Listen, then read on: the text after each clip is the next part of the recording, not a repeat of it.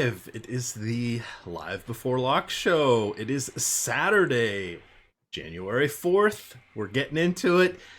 NFL weekend, wildcard weekend in full swing. Game 1 in action. Game 2 will be after the NFL lock tonight. I am joined by one fast Eddie Ferret back from his world travels from south of the border. Eddie, they didn't sign you to a recording contract at the Hard Rock Cafe.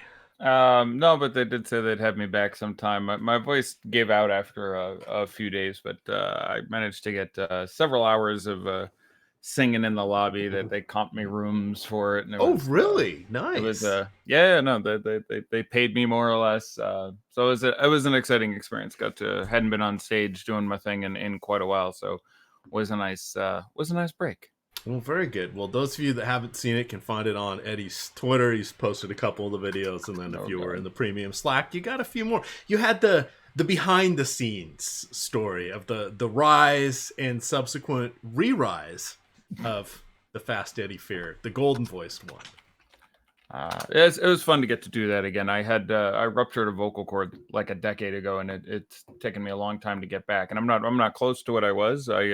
I thought I was going to make a living as a singer for a long time, but it's back up to like 80 or 90%. So it just came out of nowhere. But it was fun to spend a lot of the vacation on stage putting my thing down. Excellent. Very cool. Very cool. All right, well, we've got a lot going on, so we're just going to let people gather in. I'm going to hit some news and notes, and we will focus a little more on questions today, just because there are so many games. We will kind of bounce around that way. Let me pop the chat out here so I can see it. And then just hitting the high notes. No. Pun intended? Oh, did you hear that one where I had to break out the falsetto? No, I didn't get to see that one. Oh yeah, if it's under the pinned one, I had to go high at the end there. It was fun. I'm hopeful there's going to be a Hocus Pocus by Focus. No one's gonna know that song, but me and you probably. Yeah, it took me a minute to remember what you were talking about, but I have it now. But no. The yodeling song. Oh yeah. I do not yet have that in my repertoire of such mastery, but I'll work on it for you.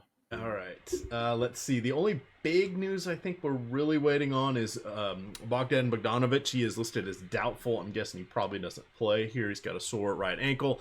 We got all the Hawks news, which makes that a very interesting team now. Yeah, so we're kind of going in reverse order here. Sure. DeLon Wright has a sore foot, but he is going to be playing. Bruce Brown back after illness, or well, I guess better after playing, but seems to be fully healthy. Marvin Williams joining us once again. DeJounte Murray out. We've got Derek White starting.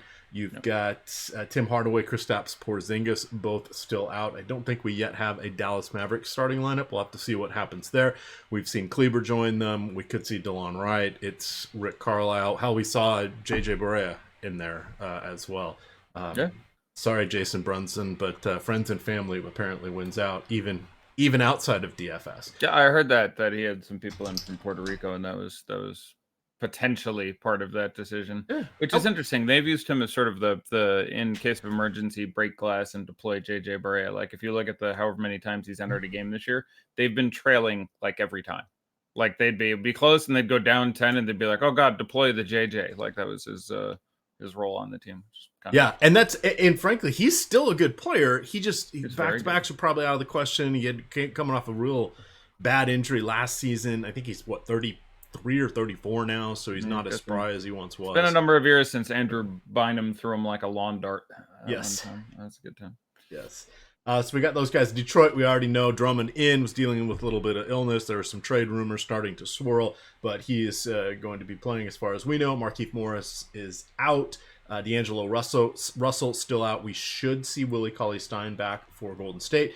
Bradley Beal, game time decision. We don't know what's going on yet. Still dealing with his sore. It's now leg. It was calf, then banged knees. He played one of the last 4 games and banged knees with Jonathan Isaac in that one. That was what Scotty Brooks was saying. Zach LaVine playing. Wendell Carter Jr. playing. Cam Reddish. Cam Reddish is out, but that's no unknown. And Jabari Parker and John Collins. Yep, Damian Jones starting for them. And Jabari Parker. And Bruno Fernando starting for them as well. It's the sort of weird bit. Wow, that's kind of. This would have been the Adam and I talked this morning about how this could be a Jabari Parker spot depending on who's out, and then it turns out Jabari Parker is out. That's Yeah, not yeah. helpful. No, Kevin that. Porter. Oh, go ahead. Go ahead. No, please. I'll let you finish Yeah, the Kevin news. Porter out for personal reasons. You've got Kim Birch back to the bench. You've got Wesley Iwundu starting. Garrett Temple is available to play, should be starting. Karis LeVert, first game back in seemingly 7 or 8 weeks, I think. Yeah. He had his thumb surgery, etc., etc. But he that game's already going. Oh, so. Thank you. Yeah. Oh, that's right, because I didn't do the Fred VanVleet fan club today because it was early. Correct. There we go. So we got a lot of moving parts here. Would you like to start with Atlanta? Sure. So, somewhat interesting situation there with them missing any number of power forwards, and again, they'd sort of teased the lineup for a while that we could expect in the absence of Collins, where they went super small. This was 6 games ago or so, but they started Young next to Porter, next to Reddish, next to Hunter, next to, in that game, they started Bruno Fernando at center. And that's what I expected them to play today, except then Reddish was out. So they're going a little bigger, and they're starting Bruno Fernando at the 4, and it is Damian Jones at the 5, and Fernando at the 4 is how they should align on both ends of the court for this one.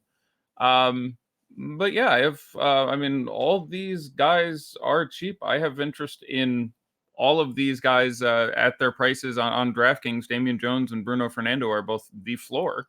And I think Alex Len is 44 on one site and 49 on the other one. It's a pretty good spot for him. So I have, some interest in all those bigs for that team. I would prefer Bruno Fernando to Damian Jones right now if I were to take one of those minimum price guys for reasons of slightly less likely foul trouble, better ability to operate, the ability to still spend some time out there playing next to Alex Len, which Damian Jones can't do. So that's how I would rank those 2 minimum price guys. But they're going to also, Sans Reddish, have to give you more DeAndre Bembry and Alan Crabb, who was probable, but I expect to suit up and play in this matchup. But all of a sudden, not a small amount of interest in this here Hawks team. Give me a second. I'm having an issue with my notes folder not rising correctly. But no problem, because I can talk about FantasyDraft, the only rake-free fantasy site out there. We've got you'll get some action tomorrow for the 2-game Saturday slate. They had their 4-gamer starting off today for the NFL, so always fun jumping on over there. How did they do it, you say? Well, it's rake-free. Everybody can play $100 a month, but if you want to play more than $100 a month, you need to get a small little subscription there. Mine is $5.99. That gives me $1,000 in play per month. That works out to, let's see, $5.99 per thousand. That same 1,000, if I were to play through on the other sites, would cost me somewhere between $100 and $150 in rake. Alex has done calculations. It's over 30% of your funds tend to evaporate throughout time in rake, even if you are kind of right at the middle or slightly profitable as a player. So it's tough out there, and this is a way to gain back a little bit of the edge. Very flexible rosters. You get basketball is 3 guards, 3 forwards, and 2 bigs. So let me bang through some games and talk about just some notes and stuff, because I will take 30 seconds and say going on vacation for me every year is very stressful, because no matter what I do as far as shows go, I feel bad. Like normally if I go for a week, normally I do 5 shows that week, and it tends to be over the holidays where we're missing a lot of staff here. So if I say, okay, I'm going to do no shows, some of the audience and subscribers get pissed, and the staff gets put under a really onerous position. It was even worse this year because Josh Engelman had the plague, I think, was basically dead for about a week on top of that. And so I try to do a couple shows, but then they're just not as good, and I don't have all these resources. And instead of doing 5 hours and knowing everything about everything, I do 6 hours and know 1/4 about everything, because I haven't done a good job of digitizing all my apparatus and database and stuff. So really frustrating. Long story short being that I spent a pile of time on on today. So I want to go through what do we have here? 17 pages of notes and just touch on some things that I think are interesting. I think people will largely eschew this first game, and that's pretty normal. And as far as Orlando goes, I don't hate that incredibly. Obviously, there is some appeal for Augustine. He would probably still land as my favorite guy there. The minutes are up. He ends up doing a ton with that second unit. And his increased production recently hasn't come on the heels of some sort of inordinate amount of shot creation. He's not shooting 80% from the field. Usually when we see a guy of his caliber or Corey Joseph or TJ McCollum or one of these guys just all of a sudden go off, who usually plays X time off the bench and goes on a good streak, it's because they're still taking the same 8 shots a game they were, but they just randomly make 6 or 7 of them several games in a row. But otherwise everything is the same. He is much more involved on several levels and is just shooting basically normally. He's getting a lot of extra shots. So I do think that production is legitimate. If you're putting me onto Orlando, I probably would rather play Augustine. You can play Vooch. I'm not getting there very frequently. He does very well against Gobert on the defensive end. It is literally a bad matchup for Gobert. Vooch handles him extremely well and is a troublesome guard for him defensively. And it's an okay spot for him, but it's not. Some of the people I was speaking to today made it sound like, he's great against Gobert. No one's really great against Gobert, and it's still a negative matchup for him. And while his price is certainly tolerable, it's not at the level where I'm actively targeting Vooch. You can get to say $5,800 Aaron Gordon. There will be some extra usage to flow around.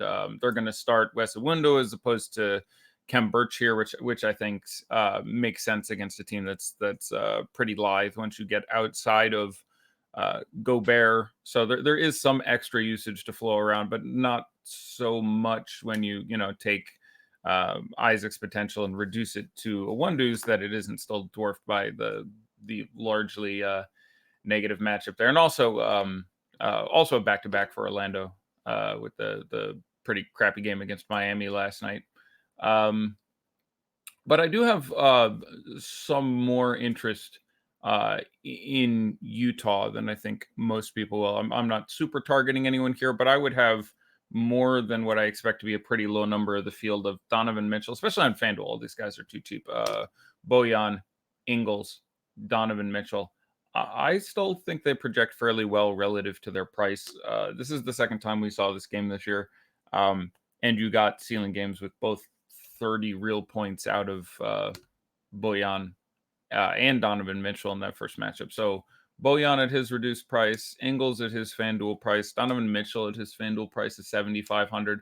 I'd be closer to like 15% on those guys as opposed to I imagine the field is coming in under that. But actually, I have not taken a look at ownership there today. Obviously, per price, Terrence Ross finally had the game we thought he could and put up a little over 30 yesterday. He's still very cheap. You can certainly still get there, but it is not a particularly fine spot for him. And I'm disinclined to go after a guy who's always inconsistent, who now is going to be more owned than you would like to be. I don't think we get Emile Jefferson time outside of blowout, which somebody asked about, but I wanted to mention specifically on FanDuel, those guys on Utah, I would have some interest in.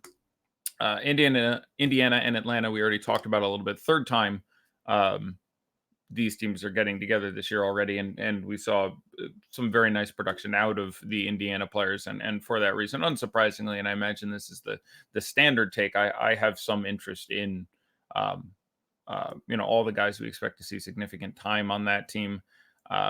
Aaron Holiday, I like Aaron Holiday a lot. This is going to be something I need to take a minute and look at the ownership, because he does points per dollar grade out as a particularly brilliant play on FanDuel, but he's not priced quite as well on DraftKings, and the FanDuel point guard is a bit of a sexy. I mean, it's a very nice today. Point guards on FanDuel, you have Luka, of course, is my highest scoring player at a discounted 10-9. I'm a big fan of that price. You have Trae Young at 9,000, who went out there and tried to put his thing down in both the previous games against Atlanta and is now dealing with no John Collins and no Jabari Parker sponging shots, no Brogdon as far as a negative defensive matchup improves a little bit with him not there. Took, I think it was 28 and 30 shots the first two times these teams played, which wasn't that surprising for me. And I mentioned we might see because it is sort of the path of least resistance for this team. So Trae Young on FanDuel at 9,000, I have a lot of interest in. De'Aaron Fox at 7,300 against New Orleans. It's underpriced. I like that a lot. I'd have some Chris Paul at 7,200. He's behind all these other guys, but I still really like the matchup for him. That game stays close. I like where that goes. Jamal Murray at 6,300 is well too cheap. Don't mind Rozier. Don't mind Derrick Rose. Lonzo Ball is still a little too cheap. I like getting there. It's just point guard on Derek White in the 4s is still there. And so this, by long story short being, I want to see what Aaron Holiday is owned on FanDuel because there are a metric butt ton of point guards I really like on that site, including some Isaiah Thomas is 44. I don't like it near as much as Aaron Holiday, but I'd want some at that price. Potentially Sonsby, a lot of usage to go around on that team. So let me click on this and click over here and click on. How many do you think would be too many Pacers? I'm thinking 3, and I'd have one of Holiday or McConnell, one of Warren, and then one of Sabonis or Turner if I was building one optimal lineup, probably. I mean, it's a big juicy slate. Right. There is a this is a team that is very susceptible to having well-rounded fantasy production. Yeah, Sumner's available to play. Sorry, that just which is also a bit of a negative there. It just ticks down the minutes a little more than you can expect out of Lamb and Warren most significantly. So I like the Pacers a lot, but I remember the former of the 2 times they played this year, every player on the team took double-digit shots. Every player on the team took scored double-digit real points. So it's going to bounce around a little bit. So your downside here, like it is difficult to imagine them not putting up a lot of points, and the preponderance of minutes that goes to the starters is very nice, and Brogdon being out works extremely well. I'm a fan of this team, but your downside isn't really them not being productive, although both the previous games were pretty low scoring. One went to overtime, and I think they each scored about 210 points, so they were not. Which is another thing I want to say about that first game. Someone said, I want to play a couple of the guys on Utah, but I find the over-under so disgusting. The over-under in that game is like 2 points different than the over-under in the Boston game. And I have a feeling people are going to be playing some Celtics. So just saying 2 points should not stand out in your head quite that much.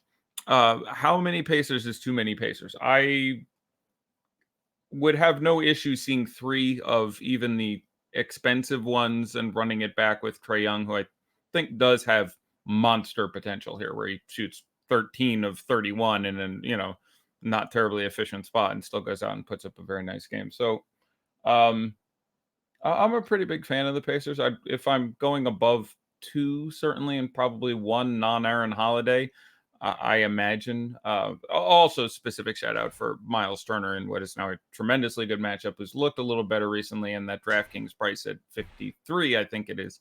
So sort of, I probably feel best with either Holiday or Turner, and another one is probably feels like the right spot. If you're going to go beyond that, I would try to make sure I have Trae Young in there as well. How do you feel about Jeremy Lamb specifically amongst those guys? I would prefer TJ Warren as a generality there for the matchup and the way that position works. I have no issue with him whatsoever. Like, he's just fine. He's probably my least favorite of the starters. And that being said, I would still have some 10% of him, and I like him quite a bit. But as you mentioned, Sumner being in is a minor detraction. And we have times where he doesn't end up closing, and you have like both holidays out there, and that's a little, so he would come in last of the starters for me. And that being said, I'm fine with any lineup he fits into. Like, you're not going to get a much better spot than this. For the Hawks, I would probably rather play Allen Crabbe than DeAndre Bembry if you're going with one of the non-big value options. Bembry's minutes have been more limited, has really been bumped pretty far down. Now I have him back up to 24 minutes now. Guy's going to have to get some time there. Don't know exactly what's going to happen with sort of that entire quaternary of Crabbe and Evan Turner and Vince Carter, and there's just a lot of guys who can randomly grab these minutes here and there. But other than the bigs, I would have Jones and Fernando of my favorites pretty significantly among the 3K guys. After that, I would play Crab before Benbury, based on a little more certitude with the minutes, and B, the fact that a lot of Benbury's value. He can also do some great things defensively, picks up rebounds occasionally in a really nice share, but isn't going to be doing a lot of ball handling. That's just going to be Trae Young and Kevin Huerter behind him. So I would rather go with Crab of those guys. And feel free to keep interrupting me if relevant questions. Jones or Fernando's kind of a question that's coming in. Yeah, I'm still on Fernando there. Okay. For a number of reasons, foul trouble, minutes projection, I have him for a few higher. I like them both. I believe I ranked Damian Jones as a BB and Bruno Fernando actually as a BA. I project him for a few more minutes. I'm a pretty big fan of his. So I probably would rather play Alex Len than either of them in an externality. I'm trying to remember his price exactly. Somewhere he's 4.4. I think it's FanDuel.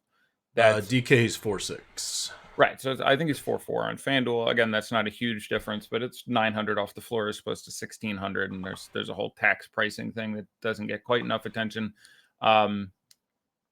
So I would probably rather play Alex Len, who has got a very real chance in the spot of playing 28 minutes and scoring 40-something fantasy points. I'm a little more excited about that play, but again, 3,000 is 3,000. So I suspect I'm most excited to play Len and would end up playing the most Fernando, if that makes sense. Okay. A couple other questions on this game. Okay. Justin Holiday was not in your player pool, they're saying. Did you? I just referenced him, so I certainly did not mean to expurgate. Okay. That might be why they're asking. It's a good thing. I certainly would not be a priority for me, but let me see where I lost him, because I know I just mentioned him. He was in the rough. I appreciate the heads up. Again, I am just one guy. I'm going to bullocks that one. Well, I mean, and it's been 5 seasons since he was there. Is anybody even left from that team for all you revenge people? Come on. Yeah, I mean, he the revenge is great.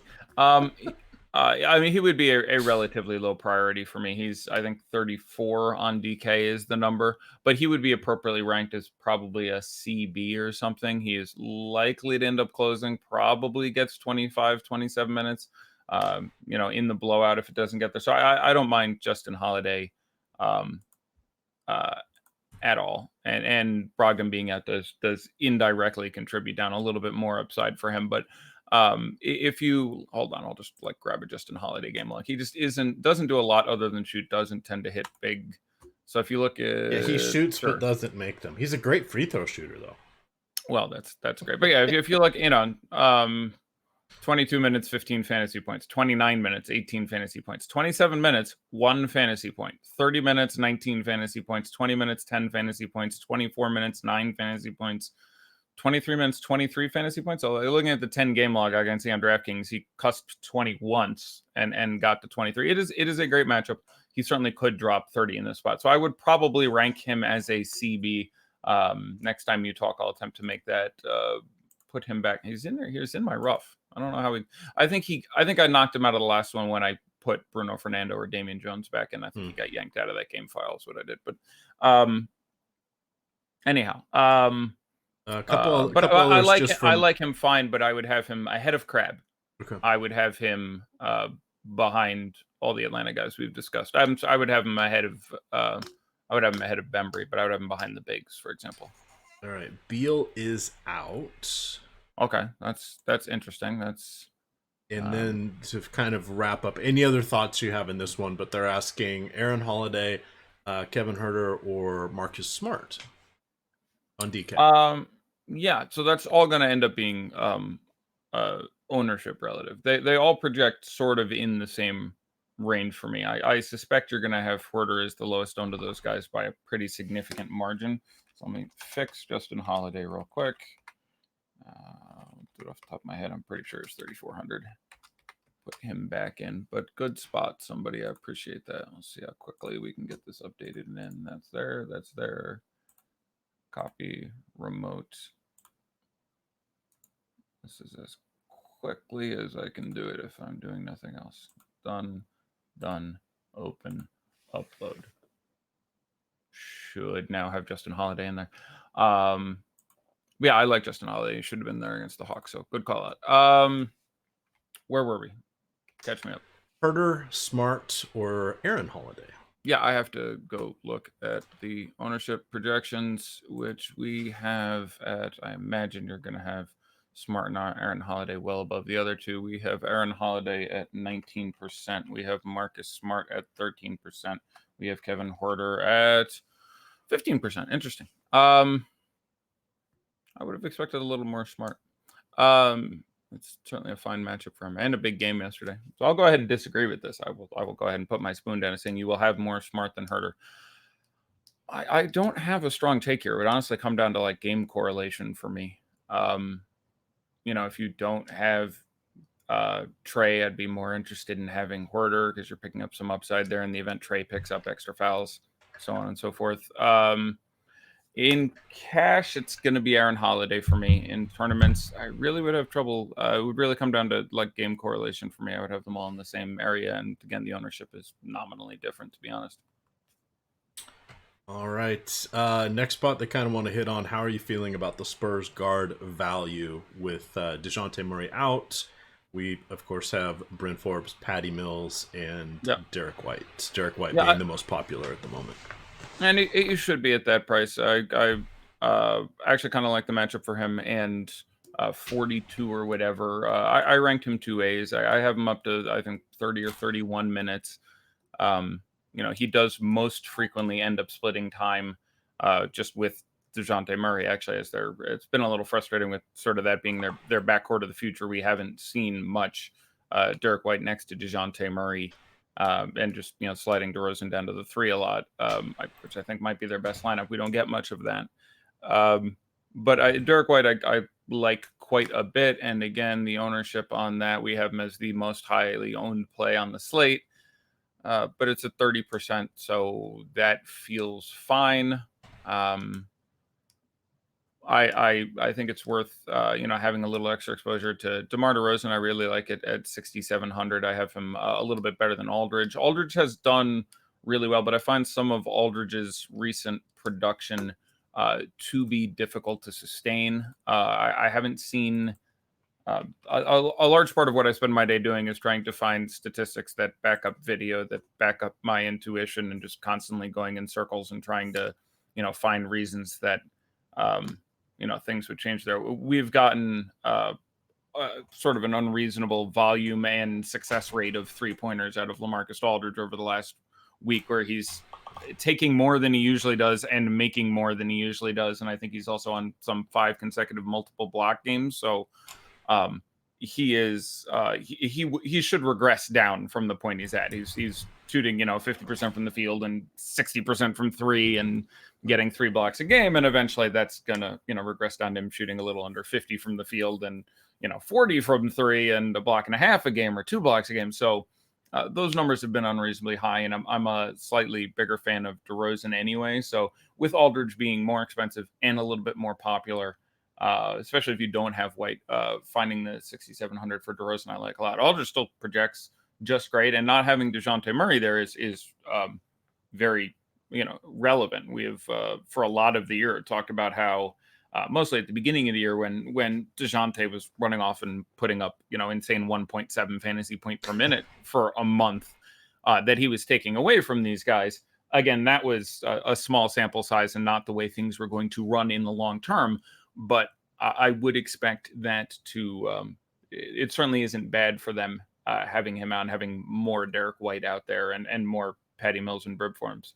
I would have Mills and Forbes as, I think they're acceptable plays, but I have them well behind Derek White from any sort of reasonable projection.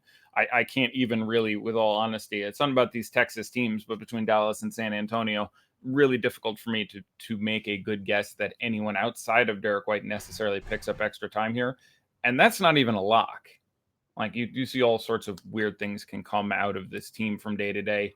I ranked Lonnie Walker, who usually won't get a spot, but now that upside is in there, though that obviously negatively correlates with White. You could get Brendan Bellinelli stuff. We don't know how much you're going to get of Pirtle, Rudy Gay at the 4-5 as opposed to Aldridge. There's just a lot of things that can move around with this team, and they tend to defer towards the middle. So, White, who already looked like a fine play at say $4,200, I feel very good about. The rest of it, I would have some shares because obviously some opportunity has opened up, but I'd be more inclined to look at, for example, the Atlanta Bigs just feels better. You're looking at guys who are going to be a little more fantasy productive in a better spot.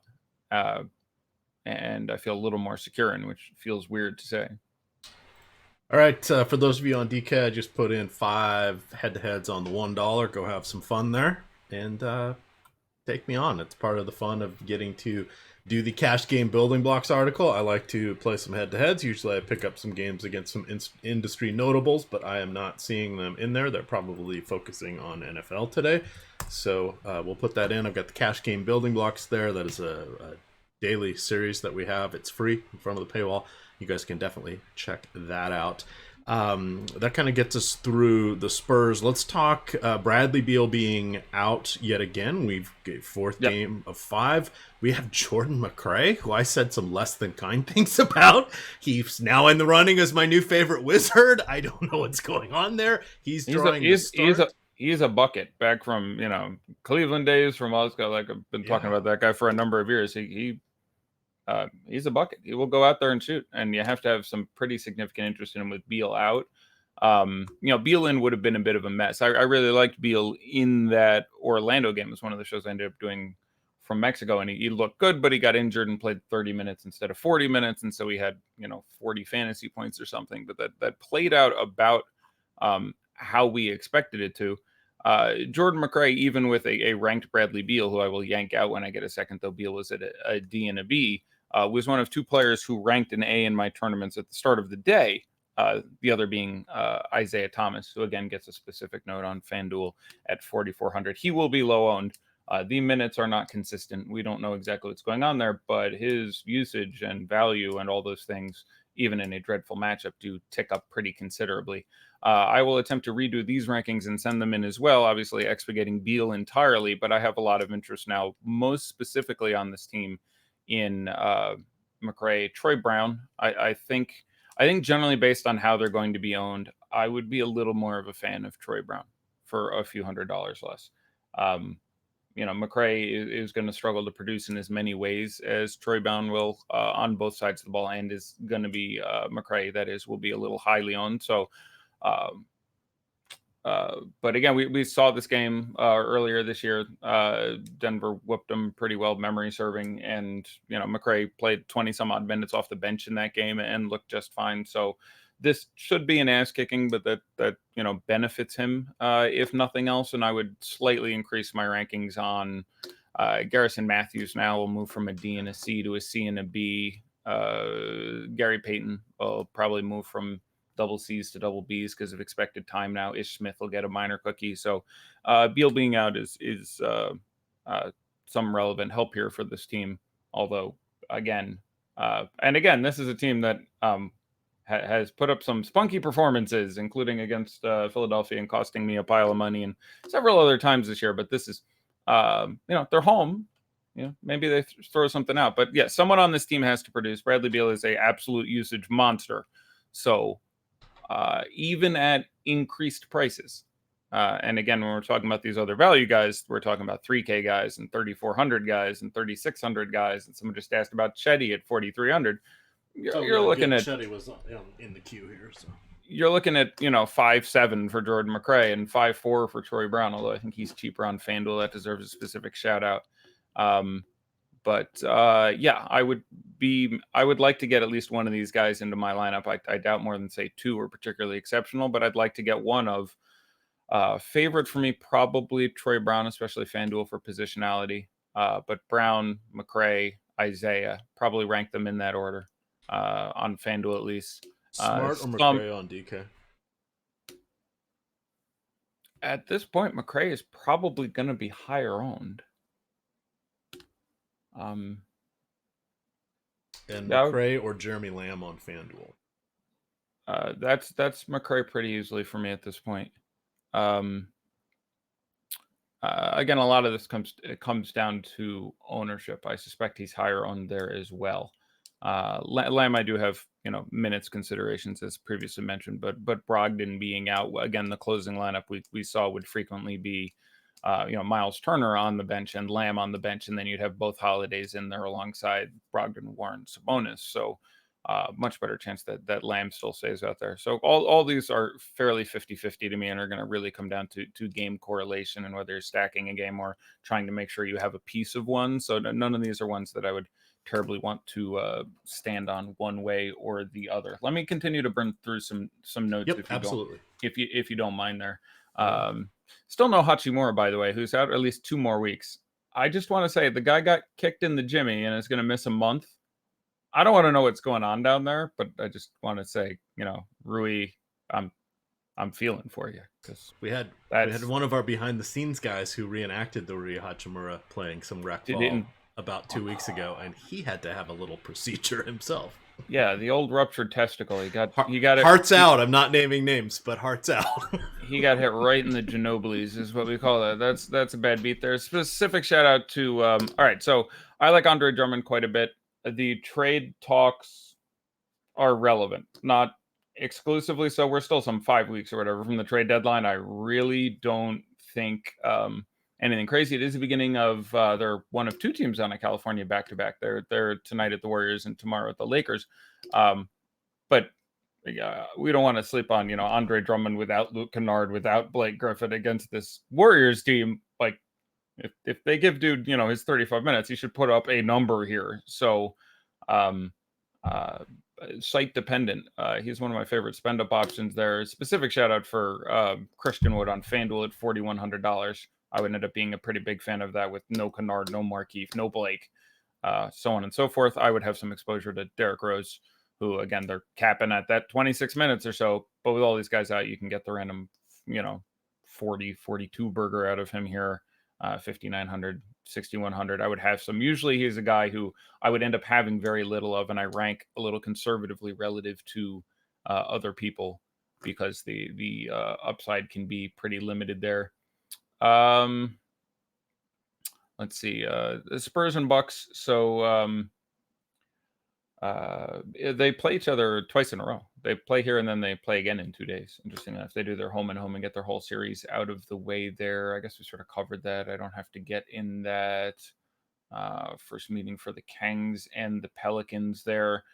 Shout out for B Jelly on FanDuel, another guy that value power forward spot.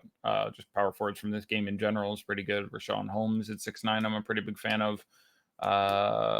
There's pages and pages of this. Is there anything else that I need to scream out? I guess we'll just handle it through questions and so Chetty, so there's no Larry Nance, no Kevin Porter Jr. Please make sure you're playing the correct Porter Jr. You want Michael, not Kevin. What about Otto? Come on. Is he a junior? Yes, he is, and no relation between the 3 of them. None of them are. They're not related at all. I didn't know he was a junior. Also, that's interesting. That's sort of like the just like the Pistons had every Reggie in the league for a while. Now the Pistons have all the TJs. They're collecting them. That's just one of those things to keep track of. Speaking of, I didn't specifically mention TJ McConnell. He's fine in tournaments. He does tend to just sort of split time with Aaron Holiday. So real negative correlation between those 2 guys. I'm probably not going to play Aaron Holiday, TJ McConnell if you want, but I'd have, some 10% shares of TJ McConnell there. I have Chetty now playing 37 minutes. Now that's a lot. He's 4,300 in a good way. I'm saying that in a good way. We've got to consider him. Yeah. So he's 4,300, that's, still like points per dollar, does not rank him relative to Derek White or the 3K guys we were just talking about. So he still doesn't rank super high for me, but I would make sure to have some Chetty. There is some ceiling there. The matchup is not the best for, Love and Tristan. And so, I would have some Chetty. I think he's fine. Again, a guy I'd be trying to get around 10% of. And someone I pretty much ignore most nights, but gets a pretty advantageous one-on-one there too. So I like Chetty a bit. I guess question me if there's some stuff queued up. Ingles, he's 61 on DK, 54 on FanDuel. Do you like him more on FanDuel? Yes. Like, yes, I like playing less for players. Like, I'm not sure exactly what you mean. I mean, I still have them ranked. Expound on FanDuel. I think people are getting that it's not the best matchup at 61 on DK, but FanDuel at 54 we really have to think about. Yeah, and I like him in most matchups. I'm tepid on this. On FanDuel, I'm a pretty big. Well, all right. So a couple things here. One, we have to remember that Mike Conley is still out. So FanDuel, I am legitimately a fan of Donovan Mitchell, Bojan Bogdanovic, and Ingles. Don't really need to go there for Gobert. I think it's fine to Royce as a relevant value piece there. I think he's 3,800 on FanDuel. That's fine to have some of. He's going to get 28, 32 minutes or something. That's very cheap price. But getting Isaac out of there does make this matchup significantly better. It's not going to help with the pace that much, but Birch is a hell of a step down defensively, as is Wes Iwundu, as is the other guys who are going to get in there. And I just think the Conley out bonus specifically for Mitchell and Ingles, most notably, is going a little underplayed here. I have Donovan Mitchell for 40 fantasy points. He's 7,500 on FanDuel. I'm a pretty big fan of Donovan Mitchell in this spot.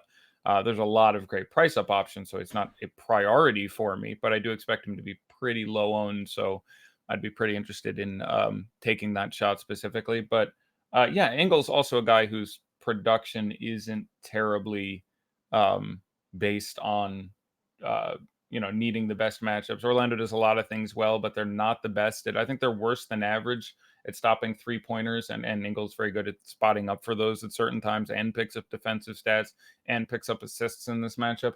I like those guys. None of them rank brilliantly for me, but they rank well enough that what I expect to be low ownership and a game that you and many other people are just sort of like passing over. They're like, Utah and Orlando. Orlando, I can give or take, but I'm pretty sure one of those Utah guys has a decent shot, and that's the way the defense arrays specifically for those guys. And we again did see that earlier this year, where I'm Conley. I think when they played earlier this year, Conley played like 20 minutes. It was one of his halfway games. But you had, I believe, exactly 30 real points out of Bojan and Donovan Mitchell, and that's about what I would expect in that case. And with a less effective, situation down low, and now getting Isaac out of there, I have some interest in those guys where they're going to be single digit owned, and I would rather have 12% or something. So DK, I'm fine getting to them. FanDuel, having one of them is somewhat of a priority for me. With regards to Shetty, how do you feel about him versus Ingles on FanDuel? If I have no other players from that game, I am slightly more excited to play $5,400 Joe Ingles than play $4,300 Cedi Osman. Neither is a priority for me, but if you're saying you have to start a lineup and put one of those guys in on FanDuel, I would put Ingles in first. I don't think either of them are in the placeholder. No, I have neither at small forward. Curiously enough, that leads me to another interesting point. The two guys staring back at me in small forward are Alec Burks.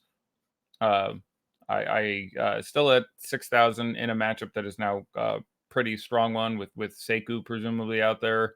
And shout out to DraftKings for that ridiculous Sekou Doumbouya price. At 6,000, I do think there's a real ceiling there with no D'Angelo Russell going. And Harrison Barnes at $4,300 on FanDuel with no Bagley and doubtful Bogdan. Not someone I ever get to, and nor in general should you. But $4,300 is $4,300, and they're playing the Pelicans, and dude is now going to play like 38 minutes. Like, I think, I am projected for a little over 30, which again, he's $4,300. So Harrison Barnes, who is normally sort of a fantasy black hole and does not do a whole lot, but take his shots and get like a rebound and an assist. The shot should be up, the usage should be up, the time should be up. I like some Harrison Barnes on FanDuel specifically at $4,300. He is priced extremely well there. High-end guys. Trey Young, Luka, Apex price 12.4 on DK. Giannis. Yeah, it's Jokic, Young, Drummond, Giannis, and Doncic are sort of the big guys we're talking about here, and it ends up being site dependent. On FanDuel, it is pretty overwhelmingly Luka for me, and then probably Trey Young would fall as my second priority. And you get, by the way, also a very unique lineup construction having them because they're both point guards. And you're going to not find a lot of lineups that manage to spend $19,900 on point guard and eschew the popular $6,300 Jamal Murray's. And again, I like the Chris Paul, and De'Aaron Fox, who's fairly priced on DK, is $1,300 less at $73 on FanDuel, and the value options, and Lonzo is in there, and Aaron Holiday, obviously someone you're also getting away from there. So I'm a fan of on FanDuel. That would probably be my order of priorities, but I do like all those spend up options. I don't even mind Jokic, and the ownership is going to be pretty nice there again. Even earlier this year, when this is the run back for them, in 25 minutes or whatever, when they played the Wizards with a much more of a center presence than they have now, I think he had 20 rebounds in 25 minutes. So, that can work out. Obviously, everybody on Denver can work out, but I like all those studs. On FanDuel, I would rank them as such. On DraftKings, we have Luka at 12.4 and Giannis at 11.5. So obviously a massive shift there. Points per dollar, I would then have Giannis a bit ahead. I have Luka as the top overall scorer, but that makes it pretty close. Trae Young at 95 as opposed to 9,000. So just sort of and let's see, Jokic at 9.4, Drummond. Here are my priority list. I have to look at the ownership because this is all going to come back to ownership. So I apologize, but I'm playing a little catch up here. Which is interesting because I spent the whole day doing this. We have Jordan McRae as the most highly owned player on DraftKings. Oh, did it just come in again? I presume it updated. So yeah, it updated. We have him tied with Derek White. Dude should take 30 minutes and take a metric butt ton of shots again in one lineup. I would make some sort of effort to get Troy Brown there. I think I have Troy Brown projected for 2.5 points less, and you have Jordan McRae as the most popular player on the slate. But they're at home. Dude's gonna take 25 shots or something. Like, he's gonna put up some buckets in this game. So I like Jordan McRae, and on its face, 28% is not an unreasonable ownership. Again, in one lineup, I would play Trae Young. But if I was building 150 lineups, having the 45 or 50 lineups that this Jordan McRae represents doesn't feel too bad for me. I expect I would have nominally less, but I would have about that much of him and another 25% or so Troy Brown. In one lineup, I'd probably go for the immediate leverage because it's real easy, and I like them both as plays for that reason. So yeah, we have Giannis as the most owned of these guys. That feels right. He is only 22%. We have Drummond at 16%. We have Trae at 19%. We have Luka. I know he's expensive, but 10. Yeah, he's been low all day. I don't think that's really cracking. Yeah, I mean, there's a big line in that game. I think they're in Dallas, so it's 10, 12-point line or something like that, I believe. And that's a bit of a concern, but you have, no THJ, no Kristaps.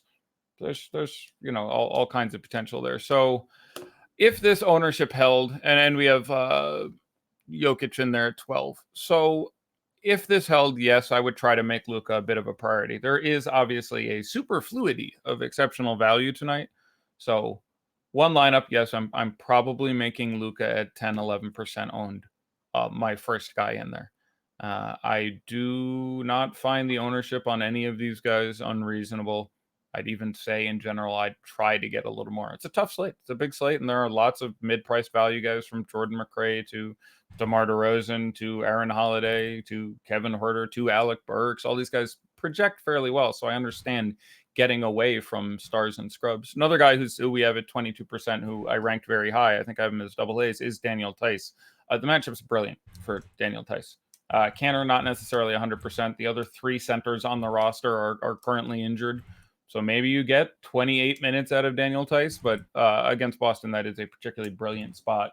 Have not seen it yet this year. I do not believe the Bulls and the Celtics have yet thrown down. But I like that. I would be under on Zach LaVine. I'm a big Zach LaVine fan. Made some good money on Zach LaVine this year. I think I may have lost my 100% Zach LaVine record, but we have projected as the fourth highest owned player. That is too high for me against the Celtics. I don't even know why that would be there. Like, I think 10% is fine. We have him at 23 and the fourth highest owned player. That's there's just a lot of guys in that price range I like about as much. So I would take the ones who are not oddly owned. And I like Zach LaVine just fine, but it's not a particularly wonderful spot unless I'm missing some people being out. It's not like Kemba being out. The defense is worse. Like I don't know what's going on there. So I made him the bust of the day, so people are coming really to go on the other side of that. I'm in trouble now when you and I agree. So okay. How are you feeling about Will Barton? I talked about him on the earlier show today as I thought a reasonable cash game. Other value has opened up, but I like him to get 40. Don't know if he gets more than 50, but his rebounds are up, his assists are up. He contributes some blocks and steals. He's taking more 3-pointers. He's got some nice scoring lines. Massive game, not really incoming though. I've changed my tune a little bit there, but I'm fine with him. There's going to be no one starting and playing the kind of minutes Denver gives their starters against Washington. That I'm not right. So there's obviously some blowout concern, which I think should factor into your calculus here somewhere. I like getting to one of these guys. I think on FanDuel it's an interesting pivot away from somewhat chalky, I presume, Jamal Murray at 6,300. That's a pretty nice matchup for him. I'm fine with it. I don't really have a strong take. He's always a guy who, when he's in the 6s, feels okay as his price gets towards 7. One of the reasons I don't like him is, as you've alluded to, he does not super ceiling a lot. Like your odds of getting, 60 out of Jamal Murray are greater than your odds of getting 60 out of Will Barton, as in they exist, as opposed to sort of don't exist this year. So I'm fairly ambivalent on Will Barton. I'm fine if you get there. There's the whole obviously Porter Jr. back into that rotation, or now substantively in that rotation. Basically Malik Beasley entirely gone, Torrey Craig entirely gone. He doesn't appear like he's going to be super chalky, and I like him at 4K and 4,100. I think are the numbers on him, and the absence of Beal and the potential blowout I think would solidify his minutes a little bit. So yeah, I can go there with some degree of confidence. All right, I'm trying to see if we missed any. Oh, let's talk the last game of the night, the lone outpost there. And shout out to the Wizards for giving us this news, even though it's the 8 o'clock start instead of a 7 o'clock start here in DC. Yeah. But we've got New Orleans on a back-to-back. Another great game there by Lonzo Ball. Yeah. Apparently his family was in the stands, I think. So that could have done well. But nice game by him. How do you like him in this matchup? Slows down a little bit with Sacramento this season. They're playing a little bit better defense. Of course, they do have De'Aaron Fox now, which is... games without Fox and games with Fox, they go up about 4 possessions per game, approximately. But that's something to keep in mind here. But Sacramento, not the up and down team that we're used to seeing 2 and 3 seasons ago. But I kind of like this matchup. My first guy is Buddy Hield. A little hard to get to DK with De'Aaron Fox. He's priced up. He's very nice on all the other sites, though. Yep. What do you like there? Do you like Ingram? Can we go back with Drew Holiday? Ball is the guy I've got actually in my cash lineup along with Hield. So yeah, Ball, especially I think FanDuel is like 5.7. That's still too cheap. DK, he's 6.5. That's a closer to appropriate price. But Fox in there is markedly better for pace and lack of defensive quality relative to say Corey Joseph. So having Fox in there is a relevant cookie when you look at this New Orleans team. I don't mind JJ Redick on DraftKings at 4,000. I think this is actually a spot. Cue you up something about shooting guard from Sacramento. I wanted to say it. It's no longer true, Eddie. But I know. But they're just not priced as. Again, it ends up being really site dependent. But DraftKings, I'm fine with getting to any of the New Orleans guys. They just don't compare well with some of the other players on the slate. So Brandon Ingram is 85. Sure, he can smash that. I would want some 10% Brandon Ingram. It's just that there are, Trey is 95, and there's just a pile of other players in that range who project a little better for me. Drew Holiday is a little under 8. I like that in a vacuum, but again, doesn't quite get on top. Derek Favors is up to 73. He's looked great. He just played 30 whatever minutes last night. I don't know what's gonna happen with that. He's looked great since returning from bereavement, if you will. So New Orleans themselves as a team, again, just using DraftKings as one point of reference, doesn't project that great. When you talk to Sacramento, they have the better matchup, if you will, against a defensively anemic team The pace is up a little bit there. So I like Rashawn Holmes on any site in which you can get to him at 6,900. He's been really good this year. Healed on DK, more tolerable at 6,100. You mentioned De'Aaron Fox, coming off a monster. I think the minutes may still end up being limited a little bit in the long run, but we'll see how that goes. But hard to prioritize that. But, Harry Barnes on FanDuel at 4,300 might, and Nemanja Bjelica, all these guys on FanDuel are priced obviously extremely well. So, FanDuel, I'm a massive fan of the Kings. They are priced well too cheap. The only one who's proportional is Rashawn Holmes, who's basically the same digit on both sides. All right, super chat from Tupac Jr. Sabonis nice. Or Aldridge, no site given. I would play Sabonis. All else being equal, he's going to be lower owned most places. Again, no site given makes it interesting because Sabonis is like $1,000 more expensive on DK. But all else being equal, I have Sabonis projected a little higher. And as I mentioned, Aldridge's production has been a little bit difficult to replicate.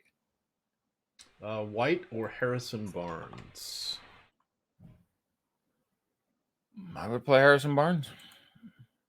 Thoughts on a Tatum bounce back tonight? I like Tatum a lot. Thank you for asking that specific question. Obviously, Suns, Kemba Walker, all these guys project. They all get an extra shot and a half. They all get some extra usage.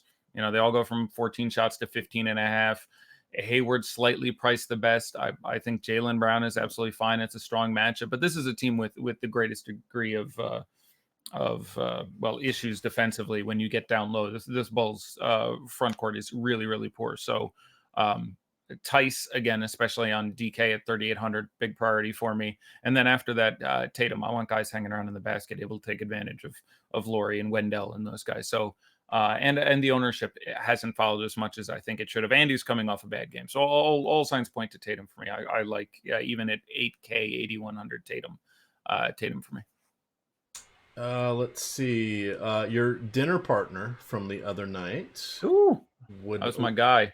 I know. He sad. He was dressed like a stud. I've been really sick dealing with some kidney issues. Sweatshirt. I haven't even changed my shirt. Yeah, I'm wearing the same shirt as last night when we went out to dinner, which I wore on a plane all day. But I've been really ill. He was looking studly. I walked in and Brinpack was GQing it. It was nice. Yeah, my man looked good. He would like to know fade the first game question because we have two 7:30 games. Sure, feel free.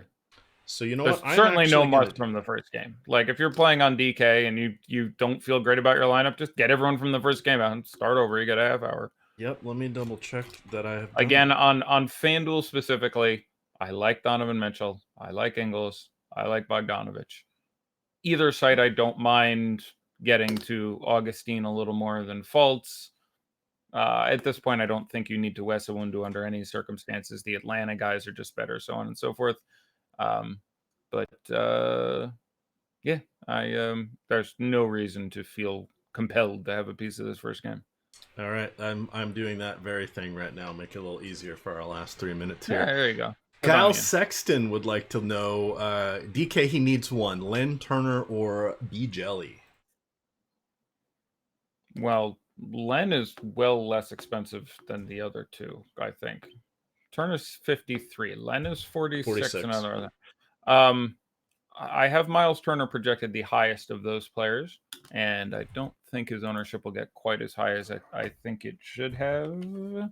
Yeah, Miles Turner we have at like 9%. So I will just say Miles Turner there, since you provided no other things there. Yep. But yeah, we have Troy Brown at 8% and Jordan McRae at 28%. I like Jordan McRae a lot, but I have him like I think 2.5 points higher than Troy Brown for highest owned player on the slate. So one lineup, all told, I would have 20% of Brown, 30% of we have Jordan McRae, new ownership, by the way, 38%. Oh my goodness. This is 5,700. Like I'm just saying, all these other guys we're talking about are also, reasonably cheaper there. We have Bjelica up to 24% at 5,500. That's fine. He's certainly a priority on FanDuel. Someone you should really target. Again, I'm fine getting to Barnes instead. DK 5,500 for Bjelica. So it's a fine matchup. I can't disagree with that too much. All right. Let's see. We've got about 90 seconds, so we'll just talk about our sponsor real quick here. You've got one more. Tice or Ross? Tice, not terribly close for me. All right, let's put that in. Okay, so Fantasy Draft, they're running some games tonight. They're running a Saturday through Sunday game set. I noticed that DraftKings was not doing that, or at least they had not posted them as of the time we came on air here. Usually they do that, but who knows? So check them out. Rake Free Daily Fantasy Sports. It's the way to go. They will be posting tomorrow's contests at lock tonight of the NFL one, but a few of these have a little bit of room in them. We got an hour and 15 until kickoff of the New England and Tennessee game in New England. You may have missed it, but New England lost at home as 16-point favorites. Miami, very tough. I keep some eye out on the pigskin. All right, and then for those of you, we got two amazing deals here right now at Osmo. We have the 2020 deal in honor of, wait for it, 2020. 20 days for $20, full access premium. That offer ends on the 10th. You can get that offer by subscribing and using the promo code 2020. The other offer is $200 off of our full year annual subscription. That promo code is New Year. You can check those out on the pin tweet. It's got all of the details. There's, I think, a little notice in a lot of our articles on the site, the free ones in particular. So check that out. No reason to not be behind the paywall. How is McRae on? So this is a super draft question. So sure. What's his modifier? 1.8. That's pretty great. I mean, he's gonna. You could automate super draft to some degree by you could incorporate my rankings to bring it as like a full binomial, but by just looking at the price of guys compared to their, like Jordan McRae is a popular play at 5.7K, and I believe their modifiers cap out at 2.0. So it's a very good modifier so I'm guessing there are not many players on that site who have a modifier of 1.8 or higher who cost more than him. So yes, I imagine I have to presume he would be extremely popular. But yes, that seems like an exceptional play at that point. You can figure out a target score pretty easily on that site, where I imagine your target score is like 60 per player. So if you have Jordan McRae projected pretty healthily at 30 or something, he's projecting pretty near your target score there at 1.8. All right, sorry I did the cough button there, but let's do a little bit of daddy likes here. It's gonna be a terrible one. We have one game, and it's Utah and Orlando. So this will be a brief and uninspiring game of daddy like. But I have 0. You have no one? No, I took the Rinpack route. Yeah, that's a fine way to go. I built 2 lineups exactly as always. So let's see. The placeholder on DraftKings had nobody. The FanDuel one, I'm sure, had one of those Spurs guys. Had Donovan Mitchell in it. All right, opening the file. I don't know if you can tell what Donovan Mitchell is. I'm really curious what those. Let me see if I can actually access a FanDuel contest. I'm curious what those guys are owned on FanDuel. What do we have? FanDuel. I think they had a 150 today. Is that right? Or is it? There it is. So, FanDuel. Would you go Healed or Holmes on DK? I would go Healed.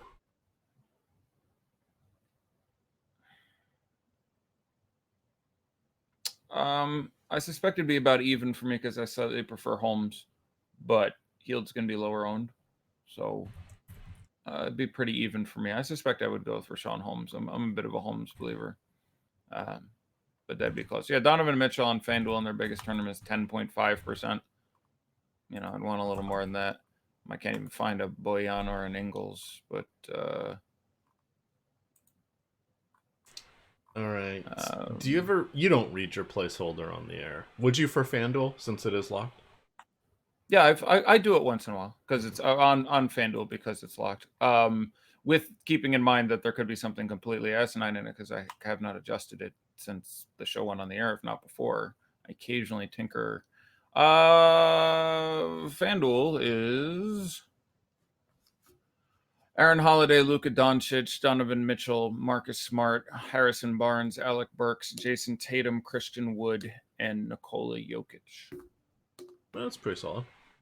Yeah, it's all guys I think have and I very say real pretty upside. solid considering you haven't touched it in 6 hours. Not mocking it. Yeah. That Well, no, I haven't Eddie touched it. knows I how to haven't build touched it. lineups way better than I do. So. I haven't touched it in 1 hour, but I like that lineup. It's not an overwhelming position on any game, but there's a few guys who I expect to be low owned. Again, the only guy who's going now is Donovan Mitchell, who I think I just saw is 10 or 11%.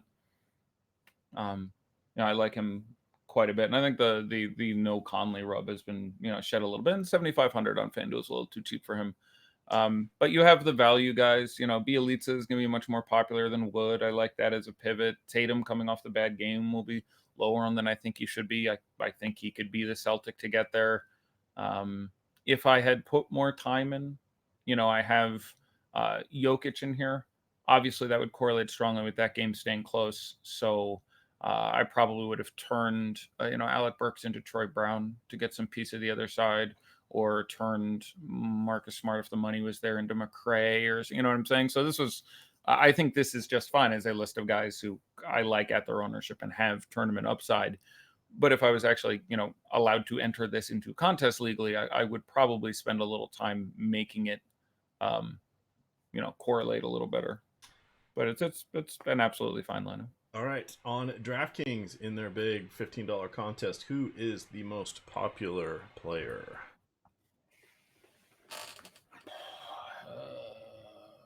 You mentioned his name. I'm sure I mentioned his name.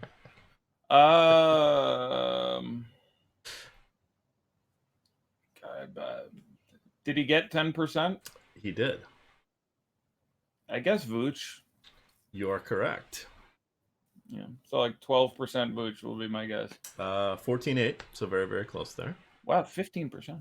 That's a lot of Vooch. Like, I don't mind him. He tends to be good here, but if you, he's played, like, he is limited against Gobert. I will look it up, but he tends to my memory, have a lot of 15 and 12 games or something like that.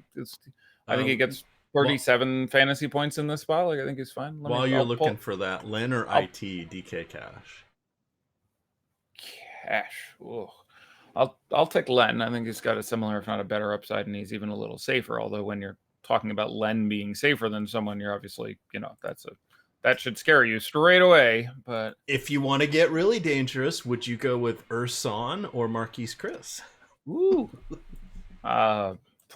Marquise Chris down to just 4 fouls per 36 now that he is a Golden State Warrior. Jeez. I don't really want to play either of those guys. I mean, with Willie Cauley-Stein around and Ersan around, and Giannis playing, I guess I would play Ersan. But I mean, there's legitimately a chance those guys collectively play 15 minutes. I mean, those are dicey guys that they're in. Plus, they have inflated prices. Like, they are both guys who can put up big fantasy points in a hurry. So one of those guys could get you 38 in 21 minutes. Like, that can happen. So they're not unreasonable in tournaments, but it's a big slate. They would be pretty far down the list for me. But if I had to play one of those guys, all right, DK, I would play Marquise Chris if I had to play one of those guys. Vooch games against Rudy Gobert. Last game, 12, 11, and 4. So, 30 fantasy points. Game before that, 28, 3 and 2. So 37 fantasy points or so. Before that, 15, 19, 5 and 2. Okay, that's a legit good game. Before that, 15 and 12. Before that, 15 and 8. Before that, 4, 8 and 3. Before that, 16 and 9. Like, okay, so there was one game that would make you happy night, but the other 6 he did about what I said, where he had 35 fantasy points. Like, it's just a very juicy slate to throw. I think he was 7,900. If I'm remembering the price wrong, that would explain it more too. But I thought he was 7,900 on DK. That doesn't translate. 79 or 77, somewhere around there. It was under 8.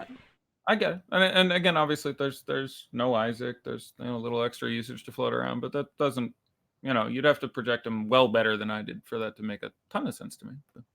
All right. You want to make a guess at the next couple guys, and then we'll get on out of here? Oh, God, like no one is going to be owned. I'll go Terrence Ross second. Terrence Ross is 4th. I'll go Donovan Mitchell. Donovan Mitchell is 2nd. 6%? 5.3. Very good. Okay, so someone between Mitchell and Ross. Yes. DK? I guess I'll go Aaron Gordon. Very nice. It is Minutes, Aaron Rob? Gordon. Okay. And then you're going to have some Gobert, some Ingles, some Augustine should be in there at some point. I mean, they're just not quite cheap enough anymore. Some Boyan, some Those are the Fultz. next four. A one do. Those guys are all between 2.5 and 1.5. A one do is at 0.8. Markel 0.7. Fournier 0.7. Jordan Clarkson 0.4. Mo Bamba, Royce O'Neal, Moutier, Birch, Gorgeous Nang, Ed Davis, Tony Bradley. Is Tony Bradley up? Ed Davis is actually, both of them are currently with the team inactive. Ed Davis is the closer to playing yourself there because he actually is out of the rotation. Tony Bradley plays backup center for that team now. All right. And then final one here. Let's see. This is DK from Nicholas. He asks Harrison Barnes and Burks or Troy Brown and Belizia. He already has McRae.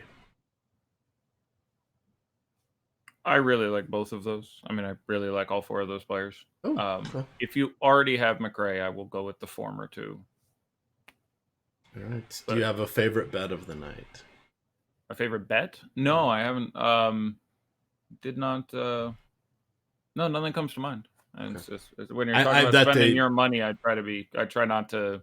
Especially with that question, I really try not to come up with something. So I know that yell one's it out not directed at me because I don't do bets. So.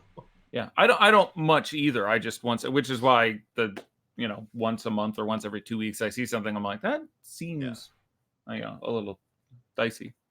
But I got my last two wrong. I'm 5-3 on the year in public sports bets, and I was 5-1. But I Washington getting there against Philadelphia that one time, it shook me. I still haven't recovered. All right, we're going to get on out of here, but reminder, you do have an NBA live, or NFL live before lock tomorrow, an hour before lock. That will be myself, Nolan Kelly.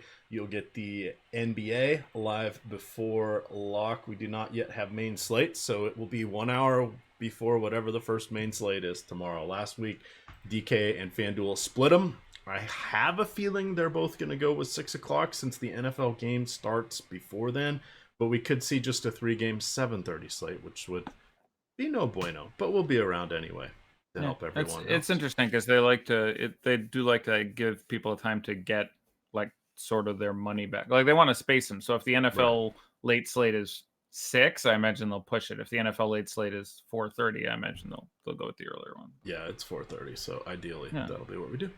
But with that, gamers, remember 2020 gets you $20 of Osmo premium content for $20.